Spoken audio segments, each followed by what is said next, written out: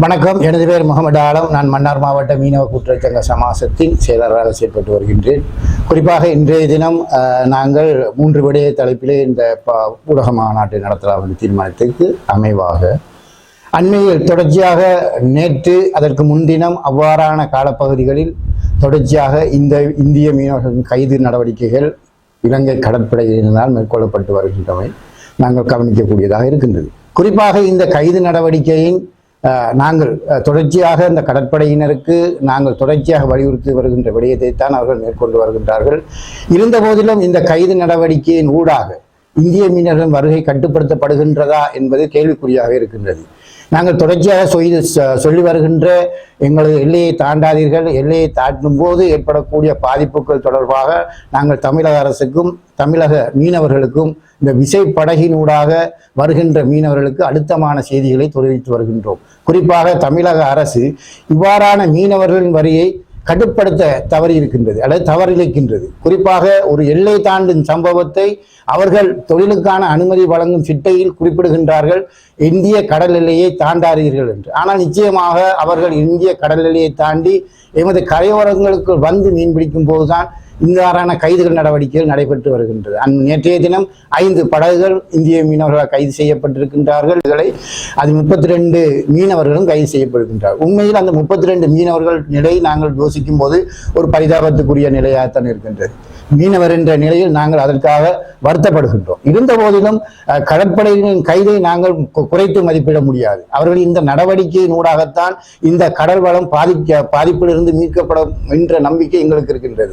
அரசு எவ்வாறு இதில் அக்கறை காட்டுவதன் கேட்பால் இந்த கடற்படையினர் எங்களுக்காக இரவு பகலாக கடல் எல்லை கண்காணித்து அந்த செயற்பாட்டை முன்னெடுக்கின்றார்கள். அவர்கள் இந்த வேலையை நாங்கள் பாராட்டை தெரிவிக்கின்றோம். அதே நேரம் தமிழக மீனவர்களை எடுத்துக்கொண்டால் அங்கு 32 மீனவர்கள், அது 32 பேரும் 32 குடும்பத்தை சார்ந்தவர்கள், அவர்களுக்கு மனைவி பிள்ளைகள் உண்டு. மீனவர்கள் என்ற ரீதியில் அதற்கு நாங்கள் வருத்தப்படுகின்றோம். குறிப்பாக இதில் தமிழ்நாடு அரசு முக்கிய கவனத்தை செலுத்த வேண்டும்.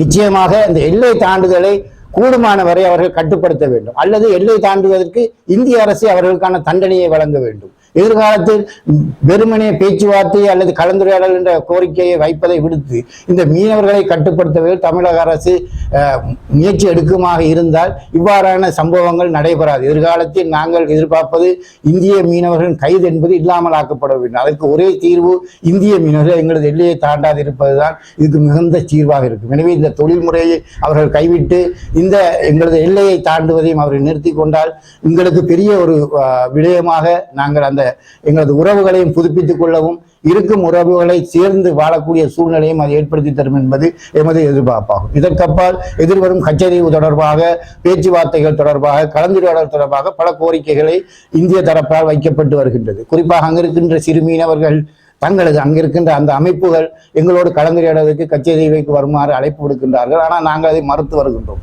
வெறுமனே கலந்துரையாடல் என்பதனால் எந்த தீர்வும் எட்டிவிடப் போவதில்லை. எனவே அங்கு ஒரு உல்லாசமாக செல்வது ஒரு விடயமாகவும் எங்களுக்கு தெரியவில்லை. அது ஒரு யாத்திரை தலமாக காணப்படுவதால் யாத்திரைகளுக்காக செல்வர்கள் மட்டும் அங்கு சென்று தங்களது செயற்பாட்டை முன்னெடுப்பதில் எங்களுக்கு ஆட்சேபனையில்லை. ஆனால் மீனவர் சார்ந்து அரசாங்கமோ கடற்றொழில் அமைச்சரோ அல்லது இந்திய தரப்போ அவ்வாறான செயற்பாட்டுக்கு வருமாக இருந்தால் வடபகுதி மீனவர் என்ற ரீதியில் நாங்கள் முற்றுமுழுதாக அதை நிராகரிக்கின்றோம். குறிப்பாக எதிர்வரும் 27ஆம் தேதி யாழ்ப்பாணத்தில் அங்கிருக்கின்ற தீவு அமைப்புகள் எல்லாம் சேர்ந்து இந்திய மீனவர் வரையறையாக ஒரு பெரிய போராட்டத்தை முன்னெடுக்க இருக்கின்றார்கள். அந்த போராட்டத்துக்கு மன்னார் மாவட்ட மீனவர் என்ற ரீதியில் நாங்கள் ஆக்கப்பூர்வமான ஒத்துழைப்பை வழங்க இருக்கின்றோம். நன்றி. எனது பெயர் ஆண்டனி சங்கர். நான் பனங்கோட்டுக்கோட்டை மீனவ கூட்டுறவு சங்கத்தின் பொது முகாமையாளர் கடமையாற்றுகின்றேன். தற்போது எங்களுடைய நாட்டின் கடற்படையினர் எடுக்கின்ற ஒவ்வொரு நடவடிக்கையும் மிகவும் பாராட்டக்கூடியதாக இருக்கிறது. அதே வேளையில் தமிழ்நாட்டிலே உள்ள அரசாங்கமானது அங்கத்திய மீனவருக்கு பொறுப்பேற்க வேண்டிய பொறுப்பு அவர்களே இருக்கிறது. ஏனென்றால் தங்களுடைய ஆட்சி காலத்திலே தற்போதைய அரசாங்கம் அவர்களை இங்கே அனுப்பி அவர்களை கைது செய்ய வைக்கிறது என்ற ஒரு குற்றச்சாட்டை நாங்கள் முன்வைக்கிறோம். ஏனென்றால் அதுக்கு முழு பொறுப்பும் அந்த அரசாங்கம் தான் எடுக்க வேண்டும். இந்த நடவடிக்கை தொடர்ந்து கொண்டே இருக்கிறது. இந்த வருடத்திலேயே 193 மீனவர்கள் கைது செய்யப்படுகிறார்கள் இந்த 2 மாதங்களுக்குள். அதே மாதிரி படகுகள் இது நீண்டு கொண்டே போனால் இந்த வருட முடிவிலே எப்படியும் 1000 தாண்டக்கூடிய ஒரு நிலைமை ஏற்படும். எனவே இந்திய அரசாங்கமானது, தமிழ்நாட்டு அரசாங்கம் முக்கியமாக இந்த மீனவர்களை எங்களுடைய எல்லைக்கு வந்து தங்களுடைய மீன்பிடியை மேற்கொள்ள வேண்டும் என்று கட்டாயப்படுத்த வேண்டும். அதே வேளையிலே நாங்கள் இனிமே இவர்கள் சும்மா அநியாயமாக கைது செய்யப்படுகிறார்கள் என்ற சொல்லிலிருந்து விடுபடுவதற்காக நாங்கள் எங்களுடைய இந்த பிரச்சனையை கொண்டு உச்ச நீதிமன்றத்திலே ஒரு வழக்கு தாக்கல் செய்து உச்ச நீதிமன்றத்தால் இந்திய மீனவர்கள் இலங்கை கடல் எல்லைக்கு வருவதை தடை செய்யக்கூடிய ஒரு சட்டத்தை பிரயோகிக்கப்பட வேண்டும் என்பது எங்களுடைய அவாவாக இருக்கிறது. அவ்வாறு செய்யும் போது அந்த படகுகள் இங்கே வரும்போது கைது செய்யப்பட்டால் அது எங்களுடைய நாட்டினுடைய உச்ச நீதிமன்ற தீர்ப்பை மீறிய ஒரு செயலாக அது கருதப்படும். அவ்வாறான செயலுக்கு எங்களை செல்ல விடாமல் நீங்கள் அவற்றிலிருந்து உங்களுடைய மீனவர்களை பாதுகாக்கும்படி நாங்கள் கேட்டுக்கொள்கிறோம். அவ்வாறு எங்களுடைய கடற்தொழில் அமைச்சர் இந்த சட்டத்தை பிரயோகித்து அதை உச்ச நீதிமன்றத்தால் நிறைவேற்றினால் தமிழ்நாட்டு அரசாங்கத்துக்கும் அங்கு உள்ள கடற்தொழில் அமைச்சருக்கும் இந்திய வெளிவிவகார அமைச்சர் ஜெய்சங்கர் அவர்களுக்கும் இந்த தீர்ப்பினை கொடுத்து இதை முற்றாக தடை செய்ய வேண்டும் என்பதே எங்களுடைய குறிக்கோளாக இருக்கிறது. ஏனென்றால் ஒவ்வொரு முறையும் நாங்கள் சொல்லிக் கொண்டிருக்க அவர்கள் மீண்டும் மீண்டும் வந்து பிடிபடுவது எந்த விதத்தில் நியாயம் என்று தெரியலை. அதே மாதிரி இந்த கச்சதீவுக்கு வந்து தங்களோட வந்து பேச சொல்வது அவ்வாறான செயற்பாடுகளை வந்து தயவு செய்து எங்களுடைய இலங்கை மீனவர்கள், யாழ்ப்பாணத்தில் இருக்கிற மீனவர்களோ தீவு பகுதியில் இருக்கிற எந்த மீனவர்களோ அதுக்கு சம்மதம் தெரிவித்து போக வேண்டாம். ஏனென்றால் சென்ற ஆட்சியிலையும் நாங்கள் இவ்வாறு அது போகக்கூடாது என்ற ஒரு முடிவெடுக்கும் போது அப்போதைய கடற்தொழில் அமைச்சர் அவர்களுக்கு ஆயத்தப்படுத்தி அவ்வாறான ஒரு பேச்சுவார்த்தை நடத்தினார். அவ்வாறான பேச்சுவார்த்தையால் எந்த பிரயோசனமும் எங்களுக்கு கிடைக்க போறது இல்லை. இப்பொழுது எங்களுடைய கடற்தொழில் அமைச்சரும் இந்தியாவோட ஒரு பேச்சுவார்த்தைக்கான வேண்டுகோளுக்கு தான் செவிமடுத்திருக்கிறார். ஆனால் அவ்வாறான பேச்சுவார்த்தைகள் என்னவா இருந்தாலும் இந்திய படகுகள் நம்முடைய எல்லைக்கு வருவது முற்றாக தடை செய்யப்படும் என்ற அந்த தலையங்கத்திலே அந்த பேச்சுவார்த்தை தொடங்க வேண்டும் என்பதை நாங்கள் விரும்புகிறோம். இதோடு நாங்கள் 4-5 தடவை பேச்சுவார்த்தை நடத்திவிட்டோம். அந்த பேச்சுவார்த்தையில எடுத்த எந்த முடிவும் இதுவரைக்கும் நடைமுறைப்படுத்தவில்லை. கிட்டத்தட்ட 10-15 வருஷங்களாக போகிறது. எந்த முடிவை தமிழ்நாடு அரசோ அல்லாட்டி இந்திய மீனவர்களோ நிறைவேற்றினார்கள் என்பதை கூறுங்கள். நீங்கள் கூறாத அந்த பட்சத்திலே மீண்டும் மீண்டும் எங்களுடைய மீனவர்களை ஏமாற்றும் ஒரு செயற்பாடாக நாங்கள் உங்களுடைய செயற்பாட்டை கருதுகின்றோம். அதே வேளையில் இங்கே எமது நாட்டிலே வந்து தற்போது பார்லிமென்டில் எடுக்கப்பட்ட முடிவுகளுக்கு அமைய இந்த தடை செய்யப்பட்ட தொழில்கள் அது முற்றாக நிறுத்தப்பட வேண்டும். அதே வேளை அரசாங்கத்தால் வந்து தடை செய்வதற்கான தற்போதைய சட்டப்படுத்துவதற்கான முயற்சிகளை எடுத்த அந்த சட்ட கோவையில் சில மீனவர்களுடைய மீன்பிடிகள் உண்மையாக பாதிக்கப்படுகிறது. அது அங்கீகரிக்கப்பட்ட மீன்பிடி முறைகள். எனவே அவற்றை அரசாங்கமானது அந்த மீனவர்களோடு கலந்துரையாடி அந்த சட்டத்தை பிரயோகிக்க வேண்டும் என்பதும் மீனவர்களுடைய முழு கோரிக்கையாக இருக்கிறது. எனவே இந்த திட்டத்தை தற்போதைய அரசாங்கம் சென்ற அரசாங்கத்தினால் எடுக்கப்பட்ட அந்த முடிவுகளை செய்யுமானால் சென்ற அரசாங்கத்துக்கும் தற்போதைய அரசாங்கத்துக்கும் எந்த வித்தியாசமே இல்லாமல் போய்விடும். எனவே இந்த விடயத்திலே மீனவர்களுடன் கலந்தாலோசித்து எதை செய்யலாம் எதை செய்யக்கூடாது என்பதை முடிவெடுத்து செய்யும்படி கேட்டுக்கொள்கின்றோம். நன்றி. வணக்கம். எனது பெயர் அகஸ்டஸ் ரோஜ்.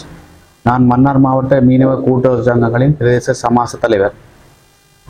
முக்கியமாக இன்றைய கலந்துரையாடல் நாங்கள் மேற்கொண்ட விடயம் என்னவென்றால், பாராளுமன்றத்தில் சட்டம் ஒன்று மீனவர்கள் பாதுகாப்பு சட்டம் ஒன்று ஏற்பாடு செய்யப்பட்டுள்ள அறிகின்றோம். அந்த சட்டத்தை மீனவருடன் கலந்தாலோசித்து அதன்படி செய்யுமாறு நாங்கள் பல கூட்டங்களிலே ஆரம்ப காலங்களிலே அதை பற்றி கலந்துரையாடியுள்ளோம். அதை தொடர்ச்சியாக மீனவ சங்க அமைப்புகளுடன் கதைத்து அதாவது நடைமுறை சாத்தியமான சட்ட வரைவுகளை செய்யுமாறு கேட்டுக்கொள்வதோடு, சட்டவிரோதமான தொழில் முறைகள் என்று இங்கே கைது செய்யப்படும் மீனவர்களுக்கு கொடுக்கப்படும் தண்டனையானது, அதாவது அவர்கள் நாளாந்த பெரும் வருமானத்தை விட மீறிய அளவு தொகையை நீதிமன்றம் விதிக்கின்றது. குறிப்பாக சொல்ல போனால் அண்மையிலே மன்னாரிலே கைது செய்யப்பட்ட சுருக்கு வலைகள் போன்ற ஏனைய தடை செய்யப்பட்ட தொழில்கள் என்று அரசாங்கத்தால் இனங்காணப்பட்ட தொழில்களுக்கு லட்சக்கணக்கிலே தண்டப்பணங்களை நீதிமன்றம் அறவிட்டிருக்கிறது. ஆனால் எங்களுக்கு ஒரு வருத்தமான விடயம் என்னவென்றால், இந்திய மீனவர்களுடன் ஒப்பிடும் பொழுது இந்திய மீனவர்களுக்கு கொடுக்கப்படும் தண்டனை பணத்தை விட எங்கள் உள்ளூர் மீனவர்களுக்கு கொடுக்கப்படும் தண்டனை பணத்தின் தொகை மிகவும் அதிகமாக இருக்கின்றது. இந்த விடயத்தில் முக்கியமாக ஆரம்ப காலங்களிலிருந்து பாரம்பரியமாக தொழில்களை செய்து கொண்டு வருபவர்கள் அவர்களுக்கான மாற்று வாழ்வாதாரத்தை அரசாங்கம் ஏற்படுத்தி கொடுக்கும் பட்சத்தில் அவர்கள் அந்த மாற்று வாழ்வாதாரத்தை மேற்கொள்ளக்கூடிய வழிவகைகள் இருக்கும். மற்றும் தடை செய்யப்பட்ட வலை முறைகள் என்று சொல்லும் பொழுது அரசாங்கம் கடைகளிலே விற்பனை செய்கின்றார். அந்த வலை பொருட்களை தனியாரோ இல்லாட்டி அரசாங்க திணைக்களங்களோ அந்த வலைகளை விற்பனை செய்கின்றார். ஆகவே முதலிலே தடை செய்யப்பட்ட பொருட்களை கடைகளிலிருந்து அப்புறப்படுத்தும் பட்சத்தில் மீனவர்கள் அந்த தடை செய்யப்பட்ட தொழில்களை செய்ய முடியாத சூழ்நிலை ஏற்படும். ஆகவே இவ்வாறான சட்ட முரண்பாடான சில ஏற்பாடுகள் நடைமுறை இருக்கின்றபடியால் அதை தவிர்த்து கொள்ளும் பட்சத்தில் சாதாரண மீனவர்களும் தங்களுடைய வாழ்வாதாரத்தை மேம்படுத்திக் கொள்ள உதவியா இருக்கும். நன்றி. मेल्टोन विश्वसनीय सहाय।